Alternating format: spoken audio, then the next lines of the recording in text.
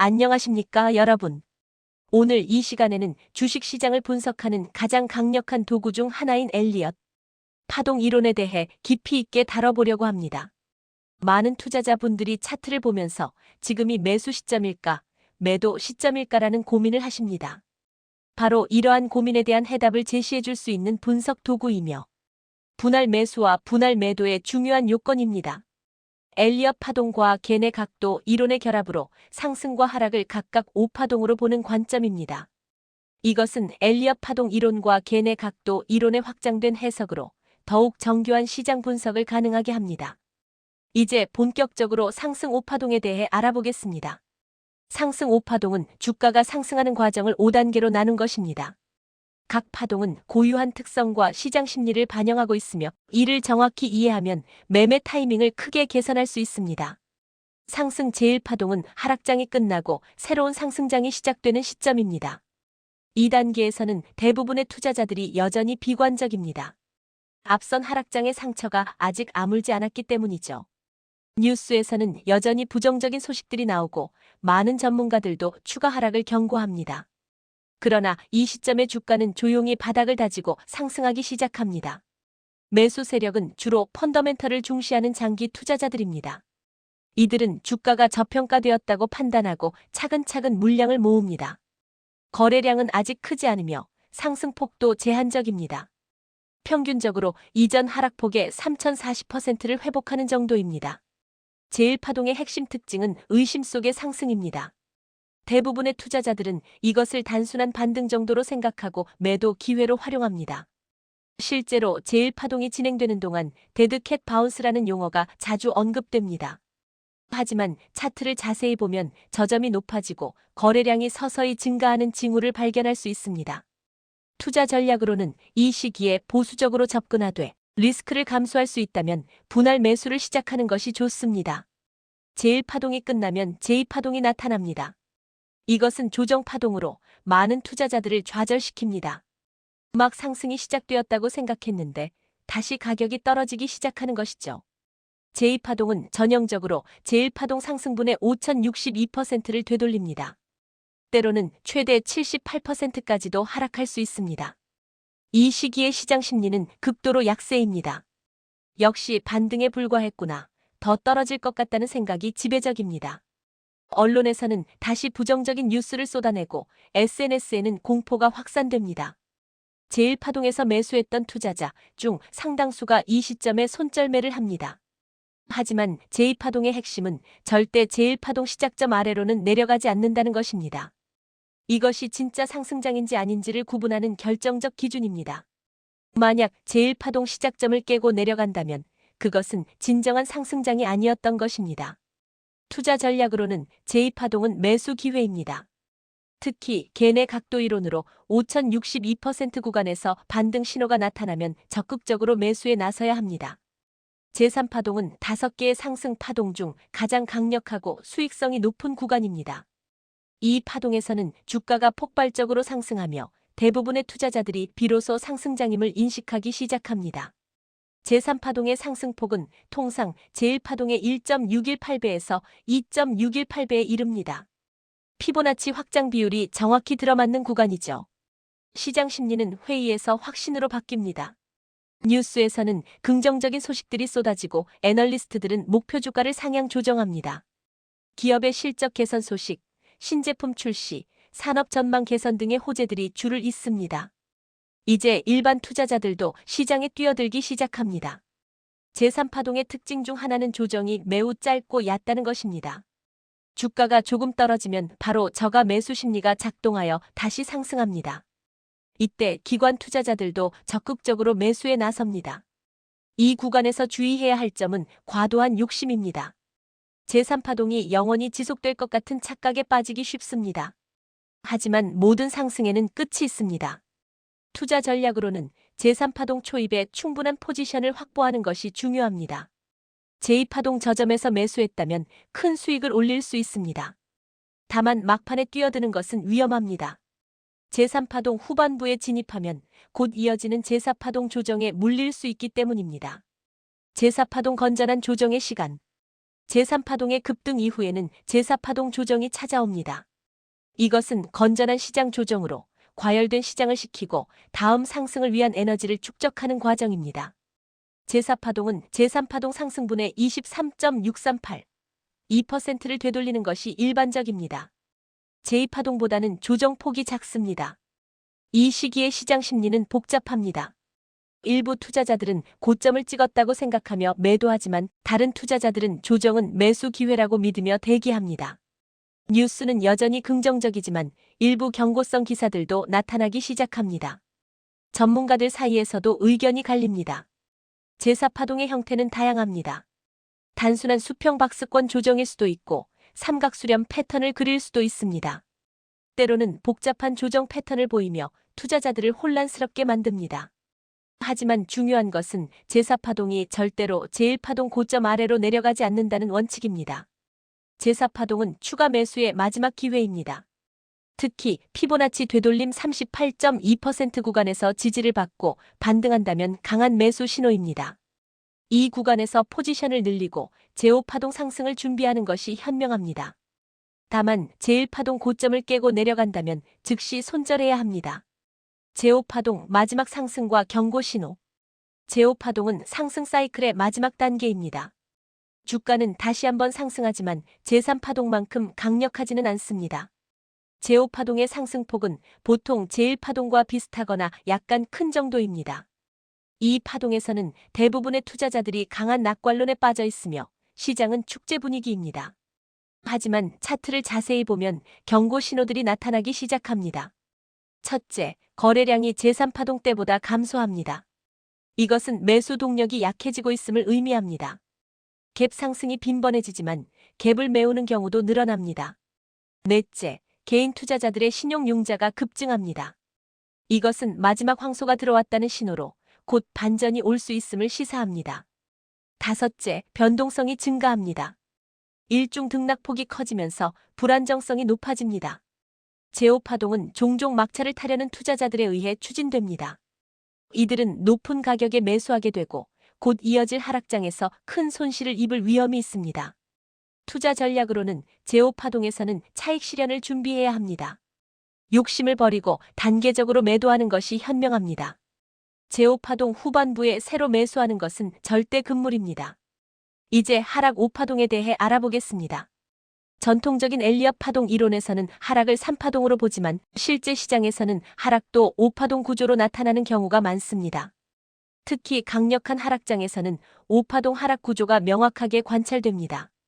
하락 5파동을 이해하면 약세장에서도 기회를 포착할 수 있습니다. 하락 제1파동은 상승장이 끝나고 하락장이 시작되는 시점입니다. 많은 투자자들은 이것을 단순한 조정으로 생각하고 무시하거나 저가 매수 기회로 여깁니다. 앞선 상승장의 여운이 남아있어 낙관론이 여전히 지배적이기 때문입니다. 시장 심리는 혼란스럽습니다. 일부는 곧 반등할 것이라고 믿으며 추가 매수를 하고 다른 일부는 불안감을 느끼며 매도합니다. 뉴스에서는 아직 긍정적인 소식과 부정적인 소식이 혼재되어 있습니다. 애널리스트들도 의견이 갈립니다. 하지만 점차 부정적인 뉴스가 늘어나기 시작합니다. 하락 제1파동의 폭은 보통 이전 상승분의 3040% 정도입니다. 속도는 빠르지만 아직 공황 상태는 아닙니다. 일부 스마트 머니들이 포지션을 정리하면서 하락이 시작되는 단계입니다. 이들은 제5파동 고점 부근에서 이미 매도를 시작했고 이제 본격적으로 빠져나가고 있습니다. 투자 전략으로는 하락 제1파동이 명확해지면 관망하는 것이 좋습니다. 특히 주요 지지선이 깨지고 거래량을 동반한 하락이 나타나면 보유 주식의 일부를 정리하는 것을 고려해야 합니다. 물타기는 위험합니다. 하락 추세가 확실해질 때까지는 새로운 매수를 자제하는 것이 현명합니다. 하락 제1파동 이후에는 제2파동 반등이 나타납니다. 이것은 많은 투자자들을 다시 희망에 빠뜨리는 베어마켓 랠리입니다. 주가가 반등하면서 역시 저점이었구나, 다시 상승장이 시작된다는 착각을 불러일으킵니다. 하락 제2파동은 보통 제1파동 하락분의 5062%를 되돌립니다. 시장 심리는 다시 낙관적으로 돌아섭니다. 뉴스에서는 반등 성공, 저점 확인 같은 헤드라인이 나옵니다. 일부 애널리스트들은 조정 끝, 매수 타이밍을 언급합니다. SNS에는 내가 말했잖아. 떨어질 때 사야 한다고라는 글들이 올라옵니다. 하지만 이것은 덫입니다. 하락 제2파동의 반등은 일시적입니다. 자세히 보면 몇 가지 특징이 있습니다. 첫째, 거래량이 제1파동 하락 때보다 적습니다. 매수 동력이 약하다는 신호입니다. 둘째, 반등 속도가 하락 속도보다 느립니다. 셋째, 주요 저항선을 돌파하지 못하고 되돌려집니다. 이 구간에서 많은 투자자들이 실수를 합니다. 저가 매수 기회라고 생각하고 물량을 늘리는 것이죠. 특히 제1파동 하락 때 물린 투자자들이 본전 찾기 심리로 추가 매수를 하는 경우가 많습니다. 그러나 이들은 곧 이어질 제3파동 급락에 더 큰 손실을 입게 됩니다. 투자 전략으로는 하락 제2파동 반등은 매도 기회로 활용해야 합니다. 제1파동에서 미처 팔지 못한 주식이 있다면 이 반등 구간에서 정리하는 것이 좋습니다. 절대 추가 매수를 해서는 안 됩니다. 피보나치 되돌림 5062% 구간에서 저항을 받고 하락 반전 신호가 나타나면 그것은 공매도 진입 기회가 될 수도 있습니다. 하락 제3파동 공포의 폭락. 하락 제3파동은 가장 무섭고 파괴적인 구간입니다. 주가는 폭락하고 시장은 공포에 휩싸입니다. 하락 제3파동의 하락폭은 제1파동의 1.618배에서 2.618배에 이릅니다. 이것은 상승 제3파동이 가장 강력했던 것처럼 하락에서도 제3파동이 가장 파괴력이 크다는 것을 의미합니다. 시장 심리는 절망으로 바뀝니다. 언론은 연일 공포 뉴스를 쏟아내고 경제 전문가들은 암울한 전망을 내놓습니다. 기업들의 실적 악화 소식, 경기 침체 우려, 금융 시스템 불안 등 악재가 줄을 잇습니다. 투자자들은 패닉 상태에 빠져 무조건 팔고 보자는 심리가 지배합니다. 거래량은 폭증합니다. 제1파동 때의 23배에 달하는 거래량이 나타나며 대부분이 매도 물량입니다. 일봉 차트에는 연속적인 장대 음봉이 나타나고 하한가도 빈번하게 발생합니다. 이동 평균선들은 완전한 역배열을 이루며 급락합니다. 보조지표들은 모두 과매도 구간에 진입하지만 반등 없이 계속 하락합니다. 하락 제3파동에서는 손절매 주문이 쏟아지고 신용 투자자들의 반대 매매 강제 청산도 대량으로 발생합니다. 이것이 하락을 더욱 가속화시킵니다. 악순환의 고리가 형성되는 것이죠. 개인 투자자뿐만 아니라 기관 투자자들도 공격적으로 매도합니다. 이 구간에서 주의해야 할 점은 공포에 질려 최저점 부근에서 투매하는 것입니다. 역설적이게도 하락 제3파동 후반부는 장기 투자자들에게는 매수 기회가 될 수 있습니다. 시장이 극도의 공포에 빠졌을 때가 종종 저점이 되기 때문입니다. 투자 전략으로는 이미 보유 주식이 있다면 손절매 여부를 신중히 판단해야 합니다. 장기 투자 관점이라면 오히려 추가 매수를 고려할 수 있지만 반드시 분할 매수해야 합니다. 단기 관점이라면 더 이상의 손실을 막기 위해 손절매하는 것이 나을 수 있습니다. 중요한 것은 감정적인 결정을 피하고 냉정하게 자신의 투자 원칙을 지키는 것입니다. 하락 제3파동의 급락 이후에는 제4파동 반등이 나타납니다. 이것은 기술적 반등으로 과도한 하락에 대한 자연스러운 조정입니다. 하락 제4파동은 제3파동 하락분의 23.638%를 되돌리는 것이 일반적입니다. 반등 폭은 크지 않지만 극심한 하락 이후라 투자자들에게는 안도감을 줍니다. 시장 심리는 여전히 비관적이지만 일부 희망의 불씨가 살아납니다. 이제 너무 떨어졌으니 반등할 것이라는 기대가 생깁니다. 뉴스에서는 기술적 반등, 과매도 해소 같은 표현이 나옵니다. 일부 저가 매수 세력이 등장하고 단기 투자자들이 리바운드를 노리고 진입합니다. 하지만 하락 제4파동은 하락 제2파동과 마찬가지로 일시적인 반등입니다. 거래량은 여전히 적고 반등 강도도 약합니다. 주가가 조금 오르면 반등이다라고 생각한 투자자들이 매도하면서 다시 하락합니다. 저항선을 돌파하지 못하고 되돌려지는 패턴이 반복됩니다. 하락 제4파동의 형태는 다양합니다. 단순한 수평 박스권일 수도 있고 삼각수렴 패턴이나 깃발형 패턴을 그릴 수도 있습니다. 중요한 것은 제4파동이 제1파동 저점 위로는 올라가지 않는다는 원칙입니다. 만약 제1파동 저점을 넘어선다면 그것은 하락 추세가 끝났을 가능성을 시사합니다. 거래량 측면에서 보면 반등 시 거래량이 증가하지 않거나 오히려 감소하는 것이 특징입니다. 이것은 매수 의지가 약하다는 신호입니다.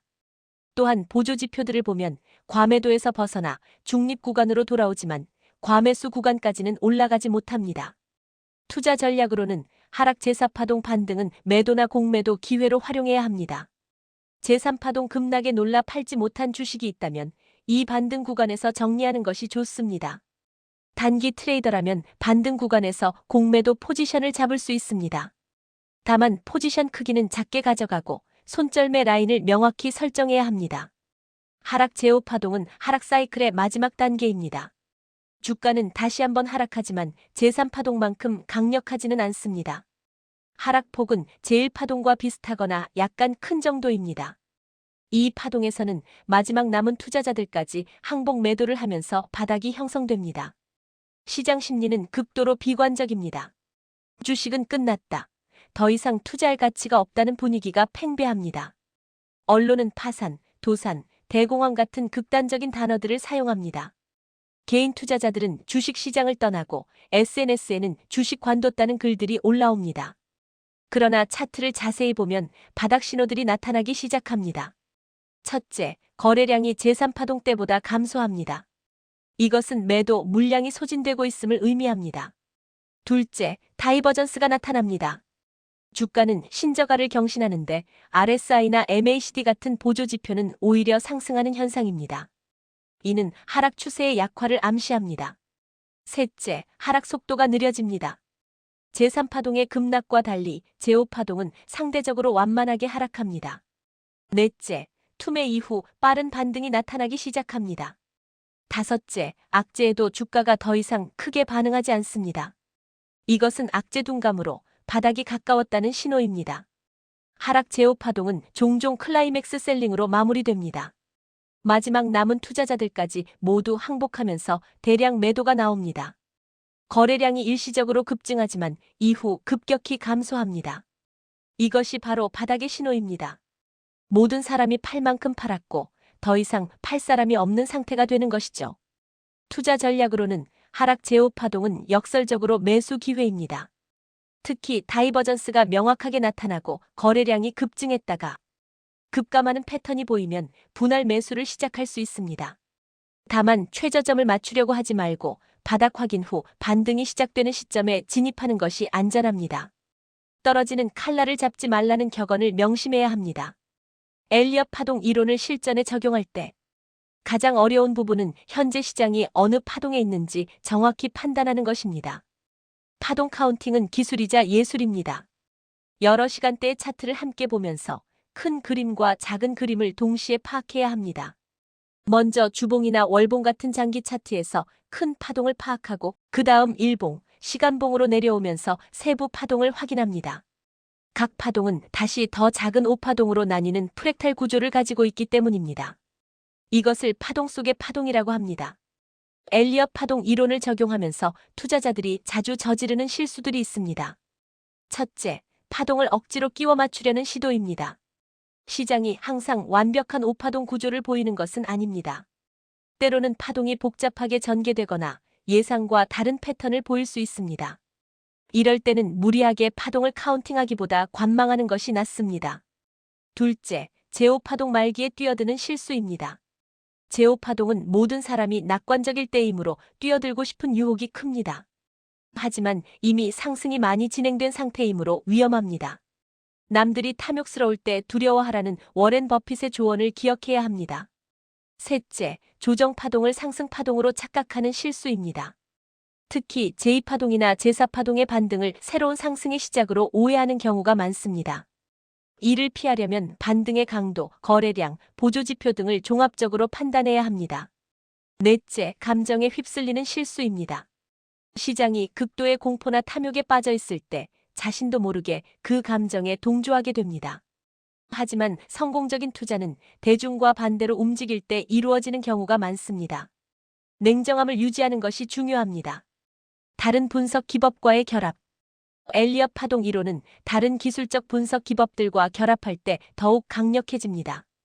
첫째, 추세선과 지지저항선을 함께 활용합니다. 파동의 전환점이 주요 지지저항선과 일치하면 신뢰도가 높아집니다. 둘째, 거래량 분석을 병행합니다. 상승 파동에서는 거래량이 증가하고 조정 파동에서는 감소해야 합니다.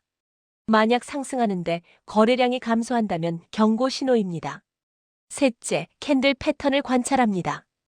파동의 전환점에서는 종종 반전 캔들 패턴의 망치형, 샛별형 등이 나타납니다.